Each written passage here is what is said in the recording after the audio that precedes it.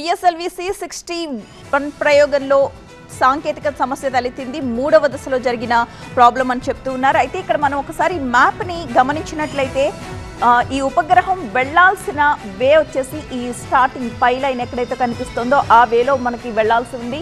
PS21 31 వరకు కూడా అనుకున్నట్లే వెళ్ళింది. 41 PS41 అని కనిపిస్తుంది కదా, ఈ పాయింట్ దగ్గరికి చేరే వరకు మాత్రం పై వైపుకు వెళ్లాల్సిన రాకెట్ కిందకి వచ్చింది. ఆ తర్వాత అక్కడి నుంచి దాని ఇష్టం వచ్చిన రీతిలో అది వెళ్తూ ఉన్నట్టుగా మనకి ఇక్కడ మ్యాప్లో మనం చూస్తూ ఉన్నాము. థర్డ్ స్టేజ్ నుంచి ఫోర్త్ స్టేజ్లోకి ఎంటర్ అయ్యే మధ్యలోనే ఈ సాంకేతిక సమస్య తలెత్తింది. అయితే దీనికి కారణం ఏంటి అనేది ప్రస్తుతం విశ్లేషణ చేస్తూ ఉన్నారు. మరి కాసేపట్లో మనకి దానికి సంబంధించిన డీటెయిల్స్ కూడా మనకి రాబోతున్నాయి. ఉపగ్రహం వెళ్లాల్సిన రూట్ ఇక్కడ మనకి పై లైన్లో మనకి కనిపిస్తుంది. ఇక్కడ నుంచి అట్లా వెళ్ళిపోవాల్సింది, కానీ కరెక్ట్గా థర్డ్ స్టేజ్ దగ్గరికి వచ్చేసరికి మాత్రం డౌన్ లైన్కి ఆ ర్యాకెట్ రావడం జరిగింది. అసలు ఏం జరుగుతుంది అనేది ఒక 3 నిమిషాల పాటు అక్కడ అంతా సందిగ్ధ వాతావరణం నెలకొంది. వారు ఎవరికి కూడా అక్కడ ఏం జరుగుతుంది అనేది అర్థం కాలేదు. ఒకానొక టైంలో సిగ్నల్స్ కూడా మిస్ అయ్యాయని చెప్తున్నారు. కానీ ఎందుకు ఈ విధంగా జరిగింది అనేది మాత్రం మనకి తెలియాల్సి ఉంది. సాధారణంగా భూమిపై నుంచి శాటిలైట్ని ప్రయోగించే దశలో ఉన్నప్పుడు ఏదైనా సాంకేతిక సమస్య తలెత్తితే అక్కడికక్కడే దాన్ని రెక్టిఫై చేసి మళ్ళీ ప్రయోగాన్ని మొదలు పెడతారు. కానీ ఇప్పుడు ఆల్రెడీ 2 స్టేజ్లు దాటి 3వ స్టేజ్కి వెళ్ళిపోయింది.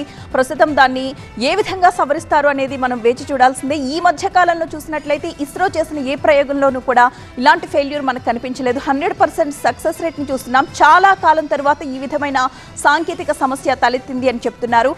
మరి కాసేపట్లోనే దానికి సంబంధించిన రిపోర్ట్ కూడా రాబోతోంది. ఎందుకు ఏం జరిగింది, ఇంజన్లో తలెత్తిన లోపమా లేక సిగ్నల్స్ అందకపోవడం వల్ల మనకి ఈ రకమైన అవుట్పుట్ కనిపిస్తోందా, ఇట్లాంటివన్నీ కూడా.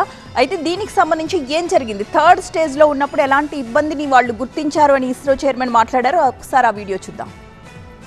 Performance was quite normal.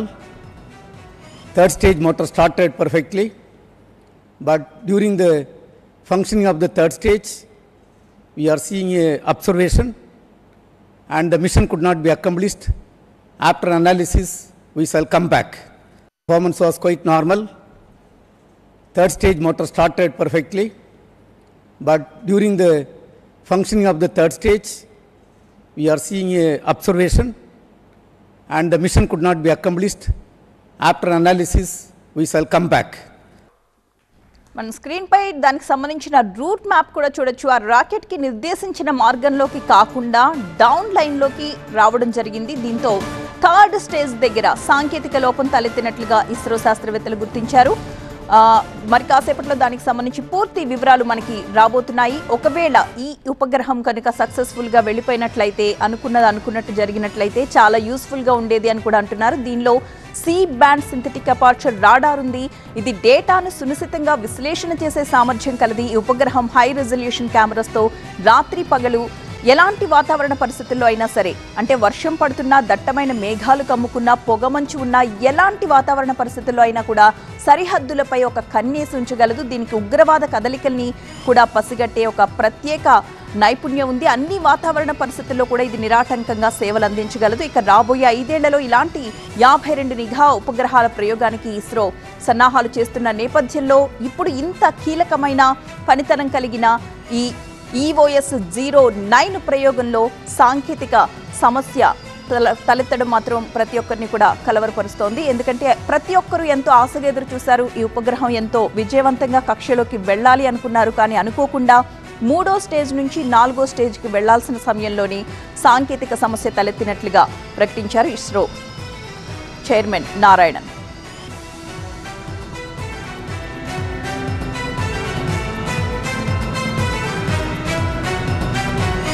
Performance was quite normal. Third stage motor started perfectly, but during the functioning of the third stage, we are seeing a observation, and the mission could not be accomplished. After analysis, we shall come back. Performance was quite normal. Third stage motor started perfectly, but during the functioning of the third stage, we are seeing a observation, and the mission could not be accomplished. After analysis, we shall come back. వెళ్లాల్సిన మార్గంలో కాకుండా, నిర్దేశించిన మార్గంలో కాకుండా EOS 09 rocket దారి తప్పి కింది లైన్లో ప్రయాణించడం మనం స్క్రీన్ పై స్పష్టంగా చూస్తున్నాం. ప్రస్తుతం ఆ రాకెట్ ఏ దిశగా వెళుతోంది, ఎక్కడుంది, దీనికి సంబంధించి పరిశీలిస్తూ ఉన్నారు అక్కడ శాస్త్రవేత్తలు. మరి కాసేపట్లో మనకి దానికి సంబంధించిన పూర్తి డీటెయిల్స్ రాబోతున్నాయి. ఒక సాంకేతిక లోపం అంటున్నారు, అది దేనికి సంబంధించింది అంటే ఇంజిన్లో తలెత్తిన సాంకేతిక లోపమా లేక సిగ్నల్స్ సరిగా అందక తలెత్తిన లోపం అనేది మనకి మరి కాసేపట్లోనే తెలియబోతోంది. 101వ ప్రయోగంగా PSLV C61 ప్రయోగంలో 3వ దశ నుంచి 4వ దశలోకి వెళుతూ ఉన్న క్రమంలో ఇబ్బందులు తలెత్తినట్లుగా తెలుస్తోంది. మొట్టమొదటి 2 దశలు కూడా సజావుగానే సాగాయి. కానీ అనుకోకుండా రాకెట్కి నిర్దేశించిన మార్గం ఏదైతే ఉంటుందో ఆ మార్గంలో కాకుండా కిందకి రావడం, అక్కడి నుంచి దాని ఇష్టం వచ్చినట్లుగా అది మార్గం చూసుకుని వెళ్ళిపోవడం, దారి తప్పింది రాకెట్ అని మనం చూస్తున్నాం స్క్రీన్లో. కరెక్ట్గా వెళ్లాల్సిన మార్గం ఒకటైతే అది ప్రయాణించిన మార్గం మరొకటి. దీని ద్వారానే సాంకేతిక లోపం జరిగింది అని ప్రస్తుతం అనుకుంటున్నారు అక్కడ శాస్త్రవేత్తలు. దానికి సంబంధించి ఇస్రో చైర్మన్ కొద్దిసేపటి క్రితం మాట్లాడుతూ 3వ దశలో ప్రయోగం విఫలమైంది, అదేంటి అనేది అనాలిసిస్ చేస్తున్నామని చెప్పి ఆయన అక్కడి నుంచి వెళ్ళిపోయారు. EOS 09 పేరుతో ప్రయోగిస్తున్న ఈ RISAT-1B ఉపగ్రహం చాలా శక్తివంతమైనది. ఆర్మీ ఆపరేషన్స్ సమయంలో ప్రధానంగా త్రివిధ దళాలకు ఈ నిఘా నేస్తం చాలా ప్రయోజనకారిగా ఉండబోయేది ఒకవేళ విజయవంతమై ఉంటే. ఎంతటి కఠినమైన వాతావరణ పరిస్థితుల్లో అయినా కూడా అత్యంత క్లారిటీతో ఫొటోస్ తీయగల సత్తా దీని సొంతం. వర్షం పడుతున్నా, దట్టమైన పొగమంచు కమ్ముకున్నా, మేఘాలు అలముకున్నా, రాత్రి పగలు అన్న తేడా లేకుండా స్పష్టమైన చిత్రాలు తీయగలదు ఈ శాటిలైట్. ఈ ఉదయం 5:59 అంతరిక్ష కేంద్రం నుంచి ప్రవేశపెట్టారు. కానీ అనుకోని కారణాల రీత్యా 3వ దశలో ఆ ప్రయోగం ఫెయిల్ అయింది. ఒకసారి ఇస్రో చైర్మన్ ఏం మాట్లాడారో మళ్ళీ చూద్దాం. Performance was quite normal. Third stage motor started perfectly, but during the functioning of the third stage, we are seeing a observation, and the mission could not be accomplished. After analysis, we shall come back. Performance was quite normal. Third stage motor started perfectly, but during the functioning of the third stage, we are seeing a observation, and the mission could not be accomplished. After analysis, we shall